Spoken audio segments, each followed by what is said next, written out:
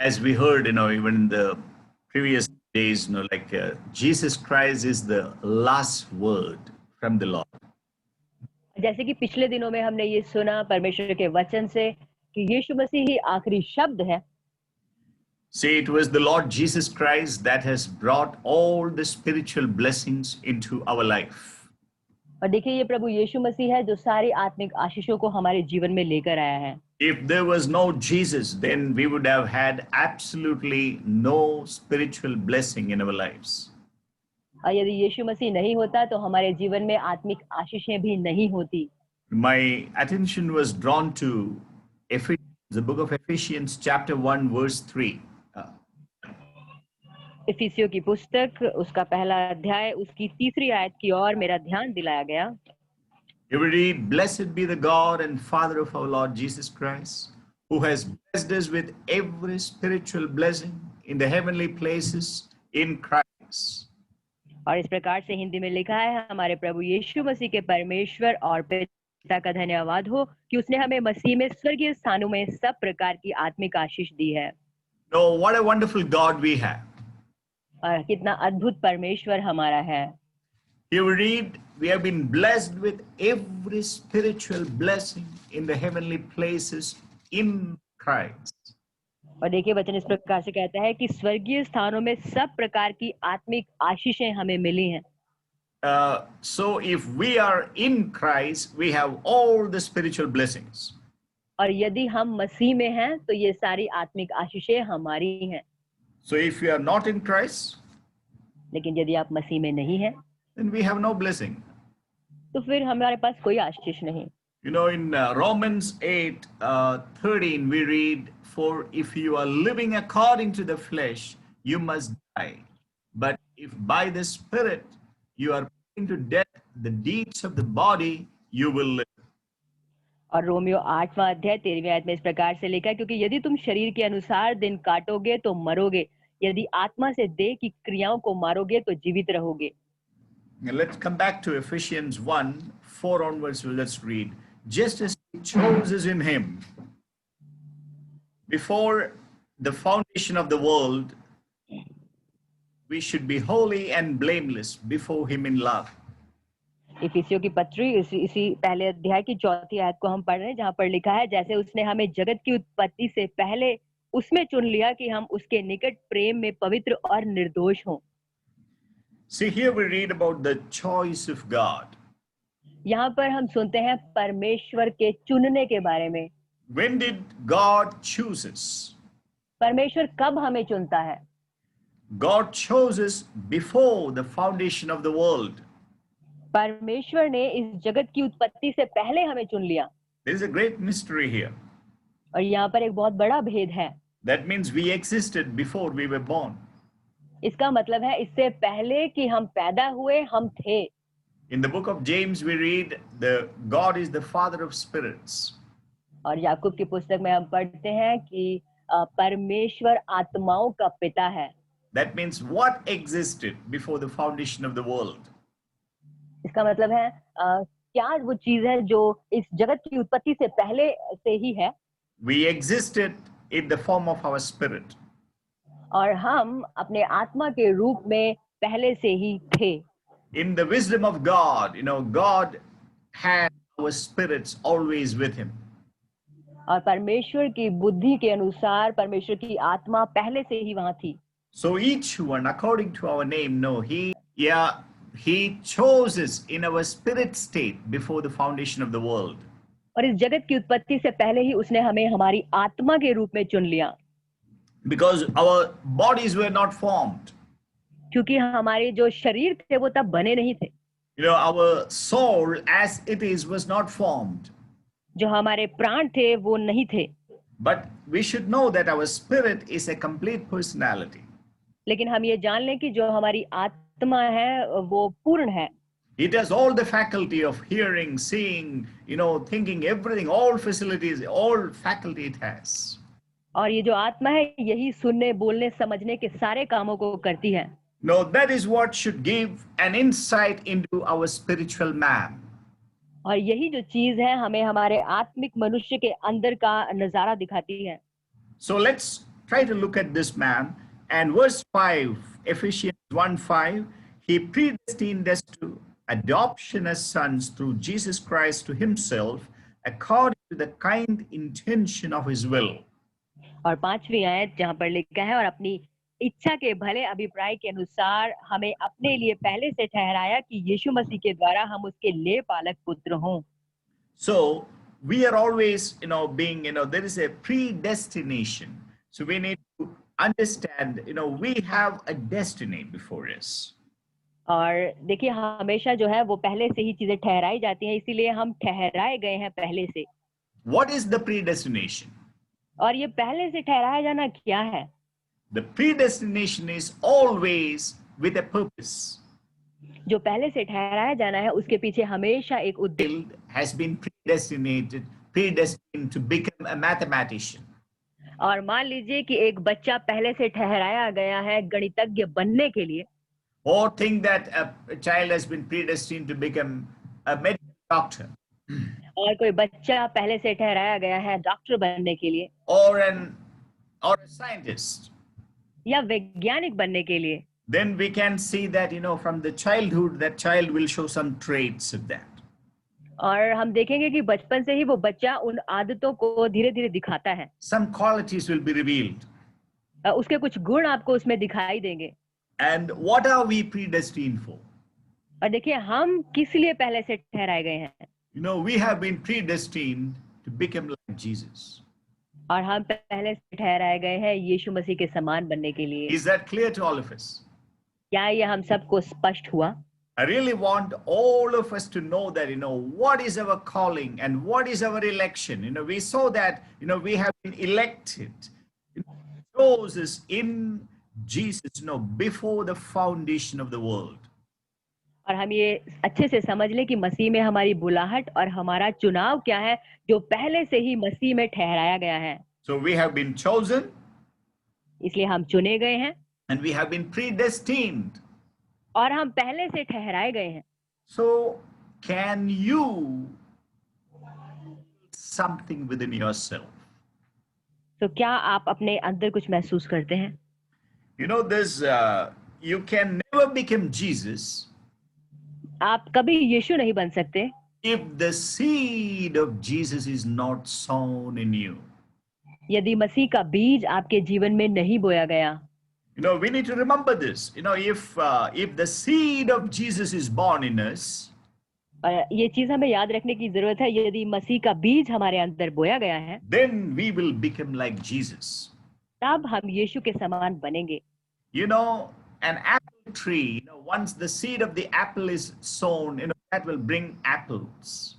और देखिए जब एक बार सेब का बीज लगाया जाता है तो वो सेब पैदा करता है। If you sow lemon seed, that will bring forth a lemon tree and that will bring a lemon. यदि आप नींबू का बीज बोएंगे तो उससे नींबू का पेड़ ही पैदा होगा। So everything is dependent on the kind of seed that is sown.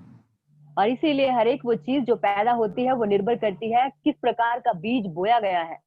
So we read in the Gospel of John, chapter 1, verse 12. यूहन्ना रचित सुसमाचार उसका पहला अध्याय और 12वीं आयत जहाँ पर लिखा है, You will read, but as many as received him, to them he gave the right to become the children of God, even to those who believe in his name. 12वीं आयत में इस प्रकार से लिखा, परंतु जितनों ने उसे ग्रहण किया उसने उन्हें परमेश्वर की संतान होने का अधिकार दिया, अर्थात उन्हें जो उसके नाम पर विश्वास रखते हैं। And verse 13 says, not of blood, nor of the will of the flesh, nor of the will of man, but of God. और 13वीं आयत में लिखा है, वे न तो लहू से, न शरीर की इच्छा से, न मनुष्य की इच्छा से, परंतु परमेश्वर से उत्पन्न हुए हैं। See, if we are born by the blood, we will only have the physical life. और देखिए यदि हम सिर्फ लहू से ही पैदा हुए हैं तो हमें सिर्फ शारीरिक लहू होगा। If we are born by the will of flesh or the will of man, we will remain only as man. और यदि हम मनुष्य की इच्छा से या शरीर की इच्छा से पैदा हुए तो हम मनुष्य के समान ही रहेंगे। But if we are born of God, लेकिन यदि हम परमेश्वर से उत्पन्न हुए हैं, then we will have the characteristics of the Heavenly Father. तो हम में स्वर्गीय पिता का चरित्र होगा। So I want you to know that, there is a calling in our lives, इसलिए मैं चाहता हूँ कि आप ये जाने कि हमारे जीवनों में बुलाहट है, and we need to know that, there is a seed, the seed of God is in us. और इसलिए हम ये जान लें कि परमेश्वर का बीज हमारे अंदर है। When we believed in the Lord Jesus Christ, जब हमने मसीह में विश्वास किया, like we have been born, by the Holy Spirit. Holy Spirit, that is the seed of God. और जब हमने परमेश्वर में विश्वास किया, उस समय पवित्र आत्मा का बीज हमारे जीवन में बोया गया। No, it is so important for us to know this. और ये बहुत जरूरी है कि हम ये जानें। It is, we read in First Peter chapter 2. पहला पत्रस उसके दूसरे अध्याय में हम पढ़ते हैं। No, chapter 1 verse 23. पहला पत्रस पहला अध्याय उसकी 23वीं आयत में हम पढ़ते हैं। It's a very important verse for us to know our destiny and our calling. Now, और ये uh, बहुत जरूरी है कि हम अपनी बुलाहट को और अपनी पहले से ठहराए जाने को जान लें। For you have been born again, not of seed which is perishable, but imperishable. That is, through living and abiding word of God. 23वीं आयत में इस प्रकार से लिखा, क्योंकि तुमने नाशवान नहीं पर अविनाशी बीज से परमेश्वर के जीवते और सदा ठहरने वाले वचन के द्वारा नया जन्म पाया है। So it is so important for us to know the destiny. इसीलिए हमारे लिए बहुत जरूरी है कि हम उस मंजिल को जानें। We have been born again by the imperishable seed, that is the living and abiding word of God. और इसीलिए हमें वो अविनाशी बीज को जानना है जो हम में है और जो परमेश्वर का है। So once we are born again, what should we do? एक बार जब हम दोबारा जन्म लेते हैं तो फिर क्या होता है? We have our very late entrant into God's kingdom, that is Gulabsha. She received Jesus maybe a week ago.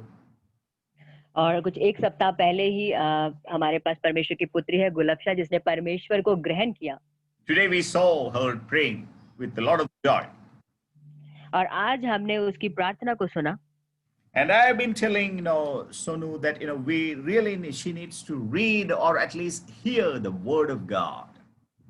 और मैं सोनू से कहता रहता हूँ कि उसे परमेश्वर का वचन सुनने और पढ़ने की जरूरत है। Once we are born of God, एक बार जब हम परमेश्वर से जन्मते हैं, we need to have the word of God. तो हमारे पास परमेश्वर का वचन होना जरूरी है। We are born by the word of God. हम परमेश्वर के वचन से ही पैदा हुए हैं। And verse 2, chapter 2, 1 Peter chapter 2, verse 1, and let's read verse 2. Like newborn babes, long for pure milk of the word, that you may grow in respect to salvation. और इस प्रकार से पहला पत्रस दूसरे अध्याय उसकी दूसरी आयत में लिखा है, नए जन्मे हुए बच्चों के समान निर्मल आत्मिक दूध की लालसा करो। So it's so important, a child of God who is born again needs to bring the word of God. So there should be just like a mother feeds the child with milk, the newborn child in the spirit should be fed with word of God. और बिल्कुल ऐसे जैसे नया जन्मे शिशु को माँ के दूध की जरूरत होती है, वैसे ही मसीह में आए नए बालकों को परमेश्वर के वचन की खुराक की जरूरत होती है। It is not an option. It is not an idea. It is a necessity. Otherwise, the child can, just become so weak and ineffective. और देखिए, ये कोई विकल्प नहीं है कि आप करें या ना, लेकिन ये होना बहुत जरूरी है, वरना वो बच्चा कमजोर पड़ सकता है। Okay. Now let's come back to Ephesians chapter 1. इफिसियों की पुस्तक उसका पहला अध्याय, verse 7. पहला अध्याय उसकी 7वीं आयत। In him we have redemption through his blood, the forgiveness of our trespasses, according to the riches of his grace. 7वीं आयत में इस प्रकार से लिखा है, हमको उसमें उसके लहू के द्वारा छुटकारा अर्थात अपराधों की क्षमा उसके उस अनुग्रह के धन के अनुसार मिला है। Verse 8, which he lavished upon us in all wisdom and insight. और 8वीं आयत कहती है जिसे उसने सारे ज्ञान और समझ सहित हम पर बहुतायत से किया है। So we need to know that, this is, in him we have redemption through his blood. और जैसे कि लिखा है उसके लहू के द्वारा छुटकारा अर्थात हमारे अपराधों की क्षमा है। Yes, the forgiveness of our trespasses. हमारे अपराधों की क्षमा। How did we receive forgiveness for our trespasses or sins? और अपने गुनाहों की क्षमा को हम कैसे ग्रहण करते हैं? I believe today we need to meditate more of it. और मेरा मानना है कि आज हमें इस चीज पर सबसे ज्यादा मनन करने की जरूरत है। It's sometimes the enemy gives us a very shallow feeling. Oh, Jesus just carried away our sins. और कई बार शैतान जो है हमें ऐसी भावना देता है, हाँ यीशु उसने तेरे गुनाहों को क्षमा कर दिया। I just want to encourage you that, Jesus carried away our sins on the cross. और देखिए मैं आपको प्रोत्साहित करना चाहता हूँ कि वो क्रूस के ऊपर हमारे गुनाहों को उठा ले गया। No, that means Jesus, held himself responsible for our sins. इसका मतलब ये है कि हमारे गुनाहों के लिए उसने खुद को जिम्मेदार ठहराया। Suppose somebody killed a person, committed a murder. और मान लीजिए किसी ने किसी व्यक्ति की हत्या कर दी है। Now that person, when he comes to Jesus Christ, अब ये व्यक्ति जब यीशु के पास आता है, Jesus owns up that sin to his account.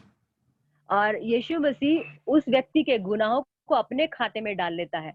It is like, I'll give a little more clear example. Suppose you think that you committed a murder or you committed a sin, you had to pay $1 million. और मैं कुछ इस प्रकार से कहूंगा स्पष्ट तरीके से, मान लीजिए कि आपने कोई गुनाह कर दिया है, किसी की हत्या की है और उसके लिए आपको कई करोड़ों रुपए देने हैं। Say Mr. Johnson, he committed a sin. मान लीजिए मिस्टर जॉनसन वो व्यक्ति हैं जिन्होंने ये पाप किया है। So in his account there is $1 million. Now you have to pay up. और अब ये लाखों रुपए हैं जो उनको देने हैं इस गुनाह की माफी के लिए। Okay, now that person is helpless. He doesn't have any money. लेकिन इस व्यक्ति के पास चुकाने के लिए इतना पैसा नहीं है।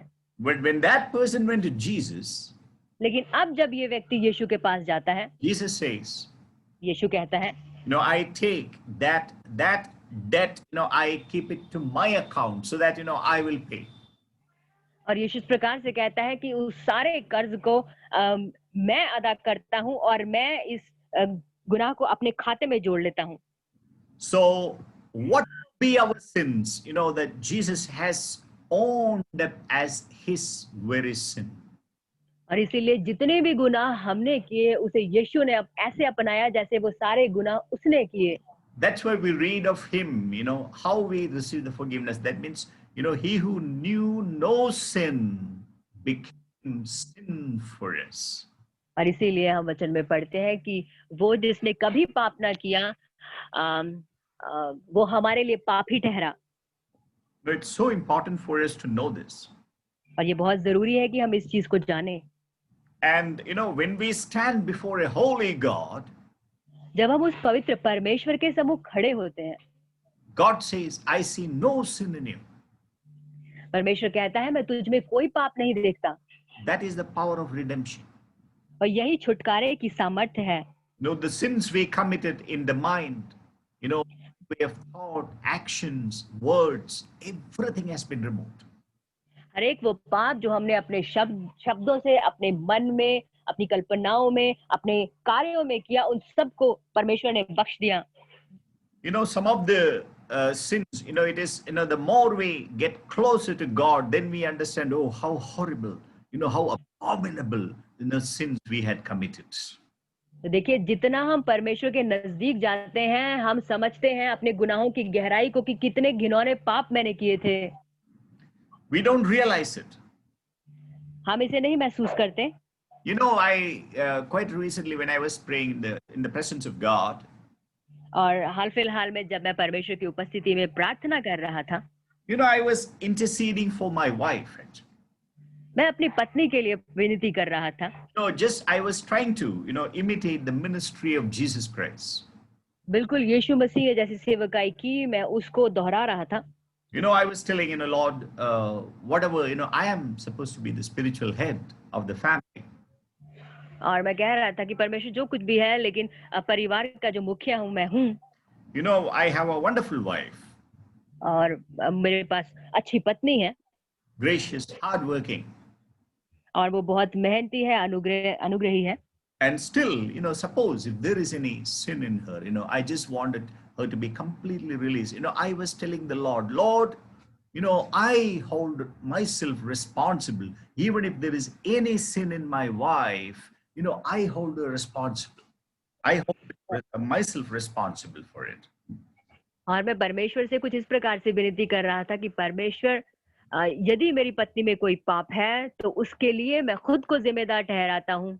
I'm just giving it as an example. मैं आपको सिर्फ एक उदाहरण दे रहा हूँ। And I said, Lord, I am supposed to cover her and with my spiritual authority, with my love, and with my burden. और मैंने परमेश्वर से कहा कि परमेश्वर, अपने आत्मिक उस अधिकार से मैं उस चीज को ढकता हूँ। And I am supposed to encourage her. I am supposed to bless her at all times. और मैं उसे हर समय प्रोत्साहित करने और उसे आशीष देने के लिए जिम्मेदार हूँ। So if there is imperfection in her, और यदि उसमें कोई कमियां हैं, even outright sins, यदि कोई सामने के भी पाप हैं, I told Lord, it may be because I have not encouraged her.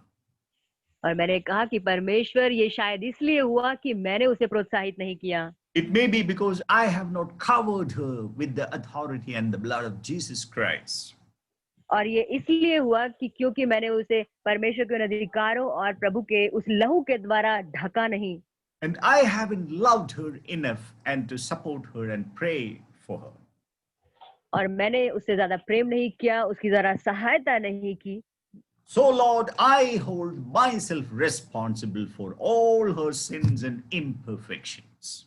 और इसीलिए परमेश्वर उसके सारे गुनाहों और उसकी जितनी भी कमियां हैं उनके लिए मैं खुद को जिम्मेदार ठहराता हूँ। When I was praying and interceding in this manner, और देखिए, जब इस तरीके से मैं प्रार्थना कर रहा था और विनती कर रहा था, there was real struggle in my heart.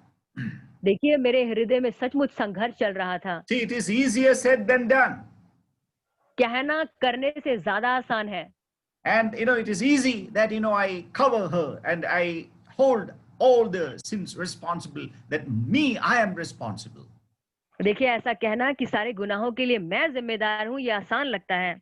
See, for me to cover just one person's sin was a great task. और देखिए, मेरे लिए सिर्फ एक व्यक्ति के गुनाहों को ढकना इतना बड़ा काम था। What a task it would have been for the Lord Jesus to carry away the sin of the entire world, the whole world. तो परमेश्वर के लिए ये कितना बड़ा काम ठहरा होगा कि सारी दुनिया के गुनाहों को अपने ऊपर ले लेना। I just looked to the Lord. मैंने सिर्फ परमेश्वर की तरफ ताका। I asked him. मैंने उससे पूछा, So Lord, what kind of a man you are? और मैंने पूछा, परमेश्वर तू कैसा इंसान है? Jesus did not carry our sins as God. और देखिए, यीशु ने हमारे जो पाप उठाए वो परमेश्वर बनकर नहीं उठाए। Jesus carried away our sins as a man. यीशु ने हमारे गुनाहों को एक मनुष्य के तौर पर उठाया। Jesus says, "Come unto me, all ye labor and are heavy laden. I'll give you rest." और यीशु कहता है, हे बोझ के तले दबे लोगों, मेरे पास आओ, मैं तुम्हें आराम दूंगा। So it's so important that we need to remember this. और इसीलिए हम ये याद रखें, हमें ये ध्यान रखने की जरूरत है। And so that is something amazing. I told Lord, are you a superman? और देखिए, ये बहुत अद्भुत है। मैंने परमेश्वर से पूछा, क्या आप सुपरमैन हैं? Lord is not a superman. देखिए परमेश्वर सुपरमैन नहीं है, He is a man, लेकिन वो मनुष्य है, just like you, comparable with you and I. आपके और मेरे समान यदि आप तुलना करें वो बिल्कुल ऐसा है। But he carried all the sins of mankind. लेकिन वो हम सब मनुष्यों के गुनाहों को उठाकर ले गया। You know, what a glorious God we have. और देखिए कितना महिमा में परमेश्वर हमारा है। We need to know his heart. हमें उसके हृदय को जानना है। Now you read that verse 7, Ephesians 1:7. In him we have redemption through his blood, the forgiveness of our trespasses according to the riches of his grace. और 7वीं आयत अब आप पढ़ें जहाँ लिखा है हमको उसमें उसके लहू के द्वारा छुटकारा अर्थात अपराधों की क्षमा उसके उस अनुग्रह के धन के अनुसार मिलना है, Which he lavished upon us in all wisdom and insight. जिसे उसने सारे ज्ञान और समझ सहित हम पर बहुतायत से किया। And in verse 9 it says, and he made known to us the mystery of his will. Made known to us the mystery of his will according to his kind intention which he purposed in him. और 9वीं आयत क्योंकि उसने अपनी इच्छा का भेद उस भले अभिप्राय के अनुसार हमें बताया जिसे उसने अपने आप में ठान लिया था। And I missed one verse, verse 6 you read, to the praise of the glory of his grace, which he freely bestowed on us in the beloved. और 6ठी आयत जहाँ पर लिखा है कि उसके उस अनुग्रह की महिमा की स्तुति हो जिसे उसने हमें उस प्रिय में सेंत मेत दिया। You know, we read about in the beloved, that B is capital letter. और जहाँ पर लिखा है प्रिय में, That beloved is the Lord Jesus Christ. और वो जो प्रिय है वो प्रभु यीशु मसीह है। You know, in Matthew 3:17 we read, you know, this is my beloved son in whom I am well pleased. और मत्ती रचित सुसमाचार में हम पढ़ते हैं कि ये मेरा प्रिय पुत्र है जिसमें मैं आनंदित हूँ। Do we delight in this Lord? क्या हम इस परमेश्वर में आनंद रखते हैं? Okay, I really want all of us to take delight in the Lord Jesus Christ. और मैं चाहता हूं कि हम सब प्रभु यीशु मसीह में आनंदित हों। Why? क्यों? We need to love him. क्योंकि हमें उसे प्रेम करना है। Because we need to be transformed into his image. क्योंकि हमें उसके स्वरूप में बदलना है। He is totally selfless person, Jesus Christ. और जो यीशु मसीह था वो बिल्कुल निस्वार्थ व्यक्ति था। You know, the Lord is turning us, the Lord is transforming us into his image. और परमेश्वर हमें अपने रूप में ढाल रहा है। You know, we read in verse 9, he made known to us the mystery of his will, according to his kind intention which he purposed in him. और हमने 9वीं आयत में पढ़ा अपनी इच्छा का भेद उस भले अभिप्राय के अनुसार हमें बताया जिसे उसने अपने आप में ठान लिया था। You know, the Father, you know, there is a mystery of the will of God here. और देखिए यहाँ पर परमेश्वर की इच्छा का भेद है। And verse 10 says, with a view to the administration suitable to the fullness of the times, that is the summing up of all things in Christ, things in the heavens and things upon the earth. और 10वीं आयत जहाँ पर लिखा है कि समयों के पूरे होने का ऐसा प्रबंध हो कि जो कुछ स्वर्ग में है और जो कुछ पृथ्वी पर है सब कुछ वह मसीह में एकत्र कर। Okay. And verse 11 also we read, in him also we have obtained an inheritance, having been predestined according to his purpose, who works all things after the counsel of his will. 11वीं आयत जहाँ पर लिखा है उसी में जिसमें हम भी उसी की मनसा से जो अपनी इच्छा के मत के अनुसार सब कुछ करता है पहले से ठहराए जाकर मिरास बने हैं। So we read about a purpose. Okay, there is a purpose. और देखिए हम परमेश्वर की इच्छा के बारे में यहाँ सुनते हैं। And verse 12 we read, to the end that we who were the first to hope in Christ should be to the praise of his glory. 12वीं आयत में हम पढ़ते हैं कि हम जिन्होंने पहले से मसीह पर आशा रखी थी उसकी महिमा की स्तुति के कारण हो। You know that there's a word glory in Greek, it is called doxa. और देखिए यूनानी भाषा में एक शब्द है ग्लोरी महिमा जिसे डॉक्सा कहा जाता है, You know, it's a glorious word. ये महिमामय शब्द है। Now, this doxa, this is not the outward glorious appearance. और ये जो डॉक्सा यानी कि महिमा है, ये बाहरी महिमा की बात नहीं करता। No, means this glory is not from outside appearance. ये जो महिमा है, ये बाहर से नहीं दिखती। I know that you haven't understood it, my explanation well. मैं समझ सकता हूँ कि आप मेरे बताए जाने को अच्छे से नहीं समझे हैं। For example, you think that you are standing in darkness. उदाहरण के लिए मान लीजिए आप अंधेरे में खड़े हैं। Will anyone see you? क्या कोई आपको देख पाएगा? Think that you are very beautiful or we are very handsome, और ये सोचिए कि अब आप बहुत सुंदर हैं, but nobody can appreciate you because you are in the darkness. लेकिन कोई भी आपकी सुंदरता की सराहना नहीं कर सकता क्योंकि आप अंधकार में खड़े हैं। Now there is a light shining somewhere. और अचानक से कहीं पर ज्योति चमक रही है। Now you start walking towards that light. आप उस ज्योति की तरफ चलना शुरू करते हैं। And slowly, people begin to observe you. धीरे धीरे लोग आपकी तरफ देखना शुरू करते हैं। Oh, now, okay, he's a handsome guy or is a beautiful lady. Slowly, the closer you reach, that the better people can appreciate you. और अब लोग आपको देख करके सराहना करते हैं कि बहुत सुंदर खूबसूरत स्त्री है और सुंदर पुरुष, और जैसे जैसे आप उसके नजदीक जाते हैं वो आपको ज्यादा अच्छे से देख पाते हैं। But that is not doxa. लेकिन वो जो है वो डॉक्सा यानी कि महिमा नहीं है। The doxa is not that, you are revealed from some external glory. No. और डॉक्सा जो है वो आपकी बाहरी महिमा को नहीं दिखाता। Doxa is the glory shown from within. So that means think that you have light in yourself. और डॉक्सा जो है वो आपके अंदर की ज्योति को दिखाता है, जिसका अर्थ ये है कि ज्योति आपके अंदर में है। See, when the seed of Christ comes in you, और जब मसीह का बीज आपके अंदर आता है, you receive a glory inside, within you. तो वो जो महिमा होती है आप अपने अंदर ग्रहण करते हैं। So this is that glory shown from within. और ये वो महिमा है जो आपके अंदर से दिखती है, reflecting in the appearance, which attracts attention. और वो ऐसे चमकती है कि दूसरों को आकर्षित करती है। So there's something like a splendor or glory or brightness or adornment, whatever you call it. आप इसे कुछ भी कह सकते हैं, आप इसे चमक कह सकते हैं, आप इसे वैभव कह सकते हैं, आकर्षण कह सकते हैं। We read in like 2 Corinthians 3:18, we are being changed from glory to glory.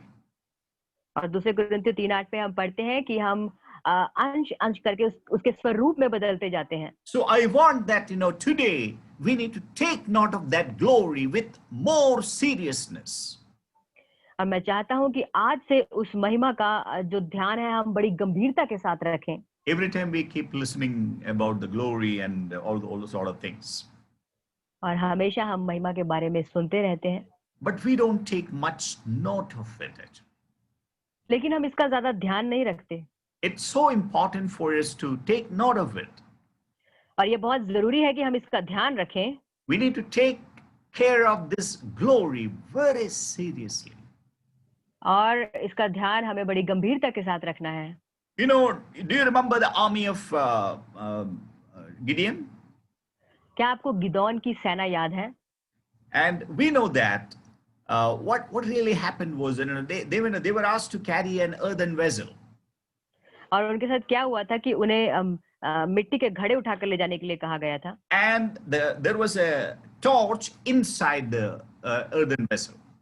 और उन मिट्टी के घड़ों के अंदर एक उनके हाथ में मशाल थी।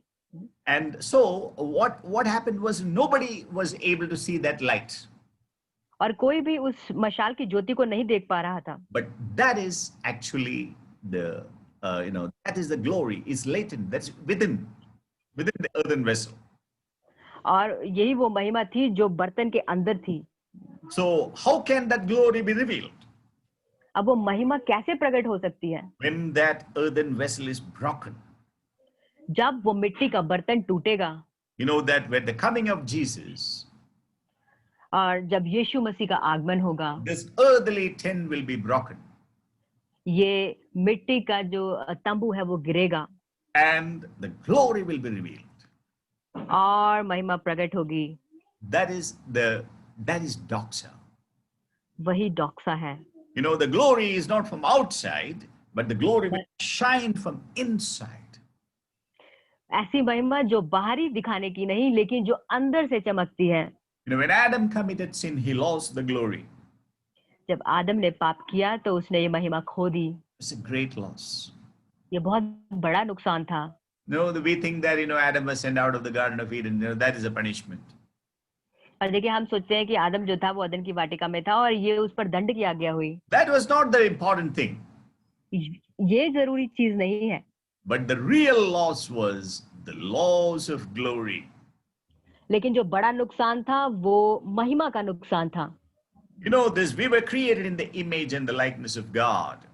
हम तो परमेश्वर के स्वरूप में बनाए गए थे, But now they lack his image and character. लेकिन अब उनके अंदर परमेश्वर का चरित्र और वो स्वरूप जो था वो मिट चुका था। After we committed sin, इसके जब हम पाप कर लेते हैं, you know, we don't look at all like God. फिर हम परमेश्वर की तरह नहीं दिखते। That image was marred. देखिए, वो जो छवि थी वो बिल्कुल खत्म हो गई। The God who is love, परमेश्वर जो प्रेम है, now in Cain, that image became a murderer. और अब केन के अंदर वो आत्मा जो थी वो हत्यारे की आत्मा बन गई। So we see that what a change, what a transformation, evil transformation occurred. और हम देखते हैं कि कितना बुरा परिवर्तन जो था वो हुआ। So the moment we think of glory, जिस क्षण हम महिमा के बारे में सोचते हैं, you know, doxa, you know, it embraces all which is excellent in the divine nature. और डोक्सा जो महिमा है, ये परमेश्वर के ईश्वरीय स्वरूप में बढ़ती जाती है। No, it coincides with the self revelation of the Lord Jesus Christ. और इसकी जो मुठभेड़ है वो परमेश्वर के प्रकट होने से मिलती है। We read about, you know, the Titus, in Titus 2, chapter 2, verse 13, we read about the appearance of the glory of great God and our Savior, Jesus Christ. Uncle, Titus chapter 2 verse 13. और तीतुस की पत्री उसका दूसरा अध्याय उसकी 13वीं आयत, जहाँ पर लिखा है, उस धन्य आशा की अर्थात अपने महान परमेश्वर और उद्धारकर्ता यीशु मसीह की महिमा के प्रकट होने की बाट जोते हैं। You know, this appearance of glory और महिमा के प्रकट होने की बाट of the great God and our Savior, Jesus Christ. हमारे महान परमेश्वर और उद्धारकर्ता यीशु मसीह की। You know, yesterday we heard, you know, like about the credential of the rights of Jesus Christ. और कल हमने सुना यीशु मसीह के अधिकारों के बारे में। Now Jesus Christ has been referred as great God. अब यीशु मसीह जो है वो महान परमेश्वर के रूप में प्रकट हुआ है। No, not just, you know, some people have a doubt whether Jesus is God or not. देखिए, कुछ लोगों को संदेह है कि यीशु मसीह परमेश्वर है या नहीं। But what we read in Titus 2:13 is that the great God and the Lord Jesus Christ. लेकिन हम तीतुस की पत्री में क्या पढ़ते हैं कि अपने महान परमेश्वर यीशु मसीह। Let's turn to 1 Corinthians chapter 2. पहला कुरिन्थियों उसका दूसरा अध्याय निकालेंगे। 1 Corinthians chapter 2. Let's read verses 6 to 8. पहला कुरिन्थियों उसका दूसरा अध्याय 6वीं आयत से लेकर 8वीं आयत तक हम पढ़ेंगे। Yet we do speak wisdom among those who are mature, a wisdom, however, not of this age, nor of the rulers of this age who are passing away. 6वीं आयत पे लिखा है, फिर भी सिद्ध लोगों में हम ज्ञान सुनाते हैं, परंतु इस संसार का और इस संसार के नाश होने वाले हाकिमों का ज्ञान नहीं। See, when you read the word of God, read like, you know, innocent children. जब भी आप परमेश्वर के वचन को पढ़ें, आप ऐसे पढ़ें जैसे एक मासूम बालक पढ़ता है। You know, read like hungry children. आप ऐसे पढ़ें जैसे एक भूखा बालक पढ़ता है। as if that those drops, that meat, what comes from there, your life is dependent on it. अब बिल्कुल ऐसे कि वो जो मीट आपको यहाँ से मिलता है, आपका जीवन ही उस पर निर्भर करता है। Here we read, yet we do speak wisdom among those who are mature. और लिखा है कि सिद्ध लोगों में हम ज्ञान सुनाते हैं। There is a maturity. इसका मतलब सिद्धता भी है। In Romans we read, we have the spirit of adoption, the sonship. Romeo की पत्री में हम पढ़ते हैं हमें ले पालक पुत्र की आत्मा मिली है। So there is a need that we need to have the speak of the wisdom among those who are mature. और इसीलिए वो मांस है, वो ज्ञान का जो सिद्ध लोगों में हम सुनाते हैं। This is not for children. ये बालकों के लिए नहीं है। No, children don't understand many things. बच्चे बहुत सारी चीजें नहीं समझते। But when we are mature, we understand many things. लेकिन जब हम सिद्ध होते हैं तो हम बहुत सारी बातों को समझते हैं। Verse 7, but we speak God's wisdom in a mystery, the hidden wisdom which God predestined before the ages to our glory. सातवीं है जहाँ पर लिखा है परंतु हम परमेश्वर का वह गुप्त ज्ञान भेद की रीति पर बताते हैं जिसे परमेश्वर ने सनातन से हमारी महिमा के लिए ठहराया। See, there is a, something which God predestined. There is a mystery. There is a, wisdom in a mystery, the hidden wisdom which God predestined before the ages to our glory. और देखिए एक गुप्त ज्ञान और भेद है जिसे परमेश्वर ने हमारी महिमा के लिए पहले से ठहराया है। There is a definite plan of God. God is working in a mysterious form. और वाकई में परमेश्वर की योजना है और परमेश्वर एक गुप्त रीति से काम कर रहा है। He has a plan. उसकी योजना है। Only those who are mature, those who hold on to God with a serious heart alone will understand this. सिर्फ उन लोगों के लिए जो सयाने हैं और गंभीर हृदय के साथ उस पर टिके हैं। So it matters whether, how we are to God. और देखिए मायने रखता है कि हम परमेश्वर के लिए कैसे हैं। Do you move along with God? क्या आप परमेश्वर के साथ बढ़ते हैं? Do you seek God with all your heart?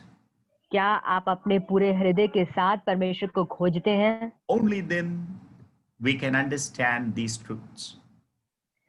तभी हम इन सच्चाइयों को समझ पाएंगे। But God has already predestined this for our glory. लेकिन परमेश्वर ने हमें हमारी महिमा के लिए पहले से ठहरा दिया है। Indirectly, I would say this is discovering your destiny. और मैं कहूंगा ये इस प्रकार से है कि आप अपनी मंजिल को खोज रहे हैं।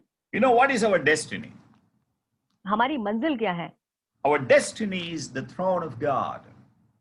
हमारी जो मंजिल है वो परमेश्वर का सिंहासन है। Jesus says he is going to make us share his throne. और यीशु ने कहा वो हमें अपने सिंहासन में हिस्सा देगा। When Jesus is seated on his throne, जब यीशु मसीह अपने सिंहासन पर बैठेगा, there are innumerable thrones, along with him, separate thrones, and the Lord will make all the mature sons to sit on that. So परमेश्वर के साथ वहां पर और बहुत सारे सिंहासन होंगे जिन पर परमेश्वर सयाने लोगों को बिठाएगा। That time, you will see the glory, the doxa being revealed. उस समय आप इस महिमा को प्रकट होते देखेंगे जो डॉक्सा है। It says, verse 9 says, just as it is written, things which eye has not seen, and the ear has not heard, and which have not entered the heart of man, all that God has prepared for those who love him. In bracket, write with all your heart. और 9वीं आयत जहाँ पर लिखा है परंतु जैसा लिखा है जो बातें आंख ने नहीं देखी और कान ने नहीं सुनी और जो बातें मनुष्य के चित्त में नहीं चढ़ी वही है जो परमेश्वर ने अपने प्रेम रखने वालों के लिए तैयार की है। ब्रैकेट में लिख ले अपने पूरे हृदय से। Hallelujah. Hallelujah. Have you seen that? This is something that God wants to do. क्या आपने देखा कि यही वो चीज है जो परमेश्वर करना चाहता है? Does that make some sense to you? क्या आप इसके मायने आपको समझ आते हैं? Do you value this? क्या आप इसके मायने जानते हैं? This is very important. ये बहुत जरूरी है। we need to move in this direction. हमें इस दिशा में आगे बढ़ना है। So I also draw your attention to Romans 8. Romeo की पुस्तक उसके 8वें अध्याय पे मैं आपका ध्यान लाना चाहता हूँ। Yeah, let's read verse.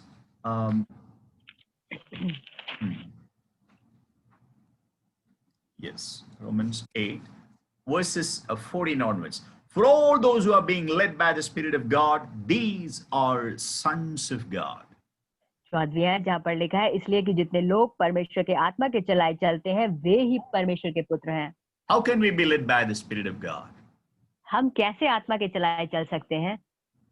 When we die to ourselves, जब हम खुद को मारते हैं, when we are not moving in the realm of flesh. जब हम शरीर में होकर नहीं चलते। Is it possible? क्या ये जरूरी है? अच्छा, क्या ये संभव है? Humanly impossible. देखिए, मनुष्य तौर पर आप सोचें तो ये असंभव है। I want to say again that it is possible only in the realm of God. और मैं फिर से कहूंगा कि परमेश्वर के जगत में ही ये संभव हो सकता है। Don't try to be led by the Spirit of God by the power of your flesh. अपने शरीर के द्वारा आप परमेश्वर आत्मा के चलाए चलने की कोशिश ना करें। It's impossible. ये असंभव है। It's so important that we need to move in the realm of the Holy Spirit only by the power of God. और ये बहुत जरूरी है कि पवित्र आत्मा के चलाए जाने से ही हम आगे बढ़े। The beauty is that the coming of the Holy Spirit always brings power. और देखिए, पवित्र आत्मा का आना हमेशा सामर्थ्य के साथ होता है। Acts 1:8 we read, you shall receive power when the Spirit of God shall come upon you. प्रेरितों उसके पहले अध्याय 8वें आयत में हम पढ़ते हैं, जब पवित्र आत्मा तुम पर उतरेगा तो तुम सामर्थ्य पाओगे। It's automatic. देखिए, ये अपने आप से है। When the Spirit of God comes, जब परमेश्वर का आत्मा उतरता है, you are automatically empowered. तो आपको सामर्थ्य मिलती है। Verse 15, Romans 8. For you have not received the spirit of slavery leading to fear again, but you have received a spirit of adoption as sons, by which we cry out, Abba, Father. 15वीं आयत इसी अध्याय की, जहां पर लिखा, क्योंकि तुमको दासत्व की आत्मा नहीं मिली कि फिर भयभीत हो, परंतु ले पालकपन की आत्मा मिली है, जिसे हम हे अब्बा, हे पिता कहकर पुकारते हैं। What is the spirit of slavery?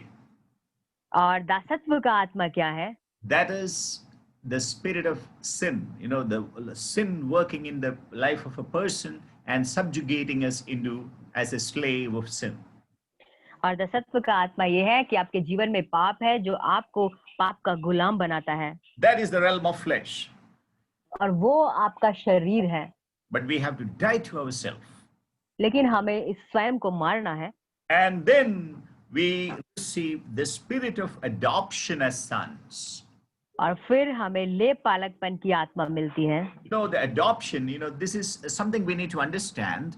Suppose a Hebrew child, when in the Jewish society, when a child is born, यहूदी समाज में जब एक बालक पैदा होता है, they have an adoption because suppose there is a son in a family.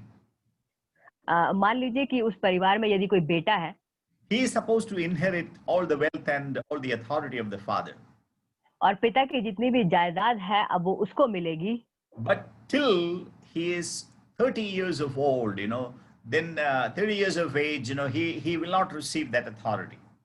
देखिए, लेकिन ये अधिकार उसे तब तक नहीं मिलेंगे जब तक वो बालक 30 साल का नहीं हो जाता। Till then, he is considered as a servant.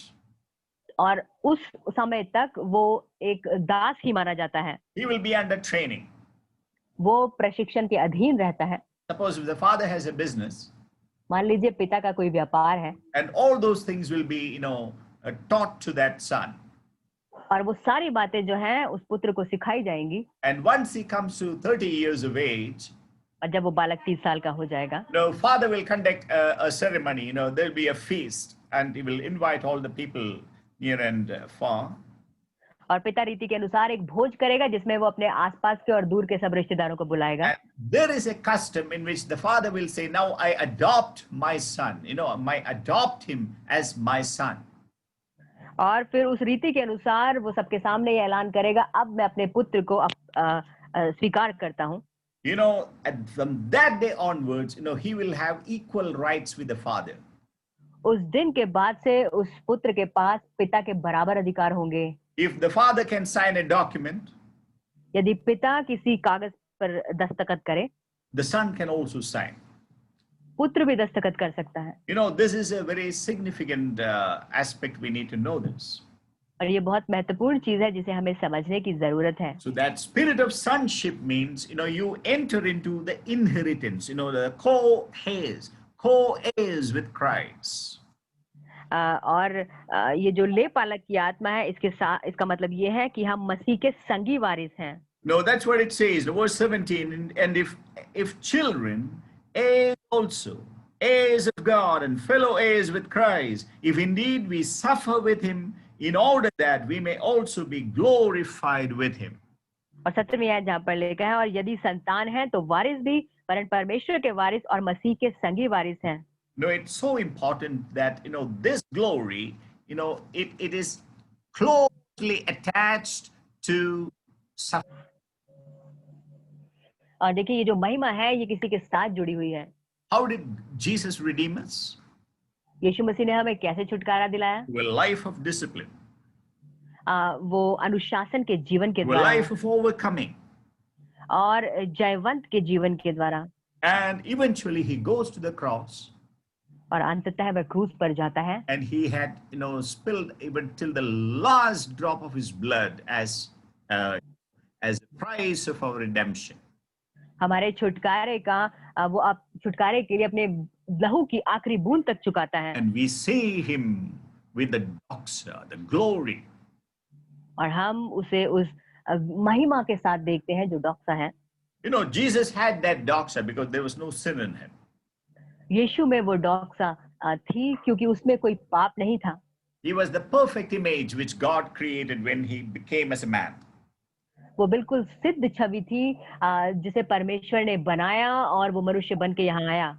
That is why after 4,000 years of displeasure, when the father looked at the son, who he was so happy, he said, "Oh, this is my beloved son."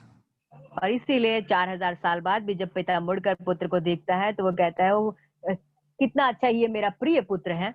And today the Lord is, to make us like him. और आज परमेश्वर हमें उसके समान बनाना चाहता है। Now let's read Romans 8:28. Romeo की पुस्तक 8वां अध्याय और 28वीं आयत हम पढ़ेंगे। And we know that God causes all things to work together for good to those who love God, to those who are called according to his purpose. जहाँ पर लिखा है, हम जानते हैं कि जो लोग परमेश्वर से प्रेम रखते हैं उनके लिए सब बातें मिलकर भलाई ही को उत्पन्न करती हैं, अर्थात उन्हीं के लिए जो उसकी इच्छा के अनुसार बुलाए हुए हैं। I told there is a purpose in our lives. मैंने आपसे कहा कि हम सबके जीवन में एक उद्देश्य है। We need to identify this. हमें इसे जानना है। We need to know this. हमें इसे जानना है।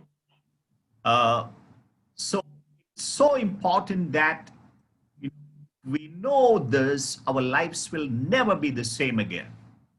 और इसीलिए हमें जानना है कि हमारा जीवन हमेशा ऐसा ही न रहे। That's why it says, those who are called according to his purpose. और इसलिए लिखा है कि वो जो उसकी इच्छा के अनुसार बुलाए गए हैं।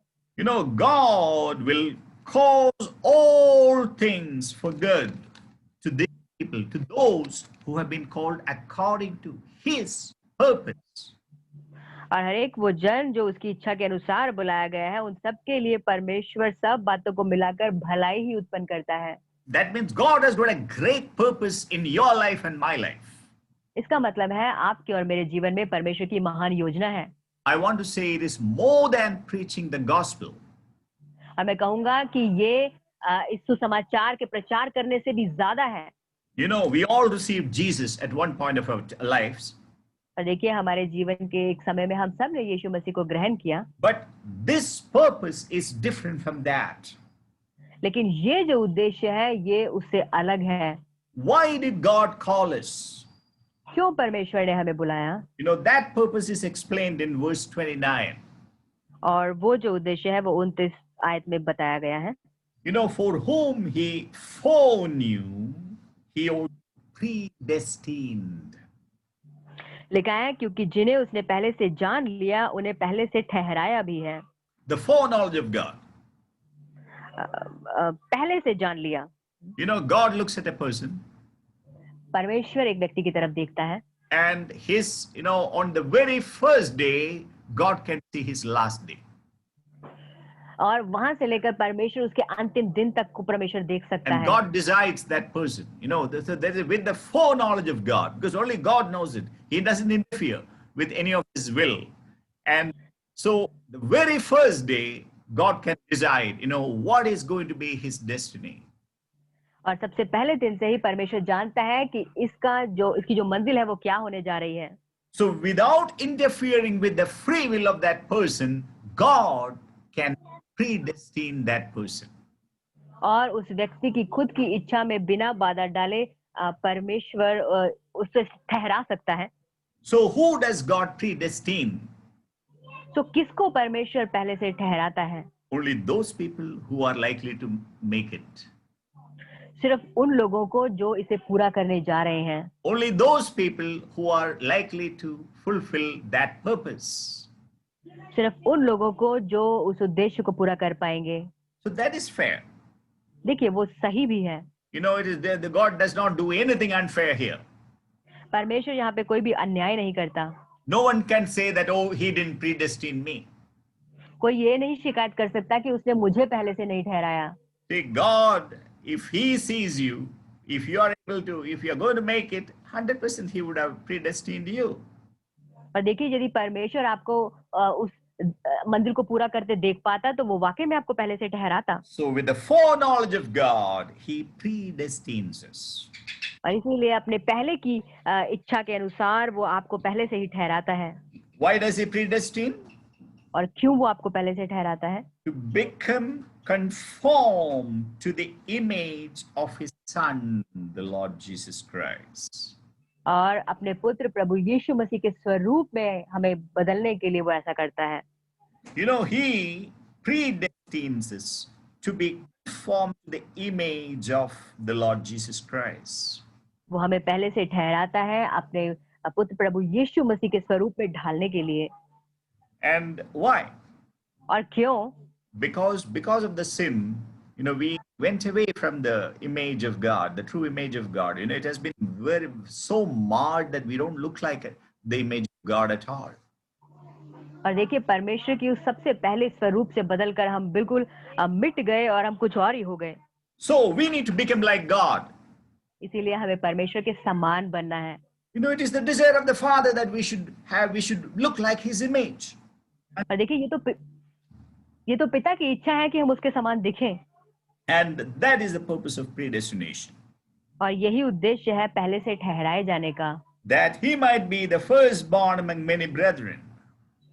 ताकि वो पहले से ठहराए हुए उसके पुत्र के स्वरूप बहुत भाइयों में वो पहलौठा ठहरे। And then verse 30, some more things are mentioned. Whom he predestined, he also called. 30वीं आयत में लिखा है जिन्हें उसने पहले से ठहराया उन्हें बुलाया भी है। In Ephesians, we saw that he chose us before the foundations of the world. इफिसियों की पत्री में हमने देखा कि इस जगत की उत्पत्ति से पहले उसने हमें बुलाया। Remember, there is a great high calling of God in our lives. आप जान ले कि परमेश्वर हमारे जीवनों में परमेश्वर की महान बुलाहट है। And whom he called, he also justified. और जिसे उसने बुलाया उसे उसने धर्मी भी ठहराया। Justification is through the work of redemption on the cross of Calvary. और जो धर्मी ठहराना है वो क्रूस पर किए गए उस लहू के बहाने द्वारा है। And whom he justified, these he also glorified. जिन्हें उसने धर्मी ठहराया उन्हें उसने महिमा भी दी है। I just want to encourage you. Great work of God happening in us. और मैं आपको सिर्फ ये कहना चाहता हूँ कि परमेश्वर का महान काम हमारे बीच में हो रहा है। We need to accept it. इसे हमें स्वीकार करना है। We need to know this. हमें इसे जानना है। And we need to cooperate with God. और हमें परमेश्वर के साथ सहयोग देना है। No, I can say that there is no guarantee that you are going to be glorified. और देखिए मैं ये कहूंगा कि मैं दावा नहीं कर सकता कि आपको महिमा मिलने जा रही है, because the force of your will is on you. The onus is on you. क्योंकि जो आपकी इच्छा है उसकी जिम्मेदारी आप पे निर्भर करती है। God has said it. परमेश्वर ने इसे कह दिया है, Don't think that that is going to happen. लेकिन आप ये ना सोचें कि ये हो जाएगा। Why? क्यों? When there is a prophetic word, देखिए जब कोई भविष्यवाणी का वचन है, because I have read out this is prophecy concerning you, क्योंकि मैंने ये पढ़ा है, ये भविष्यवाणी आपसे जुड़ी हुई है, but it's not necessary that that should happen. लेकिन ये जरूरी नहीं कि ये होगी। You need to pray about it. आपको इसके बारे में प्रार्थना करनी है, You need to obey. आपको इसकी आज्ञा में चलना है। You need to walk in obedience in the fear of the Lord. परमेश्वर के भय में आपको आज्ञाकारिता में चलना है, Then this word will be fulfilled. तब ये वचन पूरा होगा।